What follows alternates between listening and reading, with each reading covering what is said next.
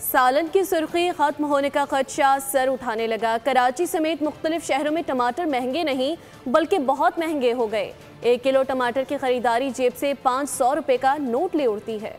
कुछ सैलाब ने डुबोया, कुछ खित्ते के हालात ने काम खराब किया। टमाटर की कीमत को पद नहीं रॉकेट लगा दिया और कुव्वत खरीद को पछाड़ दिया। खरीदारी के लिए जाएं तो 1 किलो के एवज 500 रुपए दे आएं, 1 रुपया भी वापस नहीं मिलेगा। सदर कराची की शहाबुद्दीन मार्केट में टमाटर 500 रुपए किलो दस्तियाब हैं। सदर से आगे सफर करें तो कीमत बढ़ती जाती है। फेडरल बी एरिया आने पर यही टमाटर 650 रुपए का हो जाता है। गुलशन इकबाल समेत पौश इलाकों में यही कीमत बरकरार रहती है।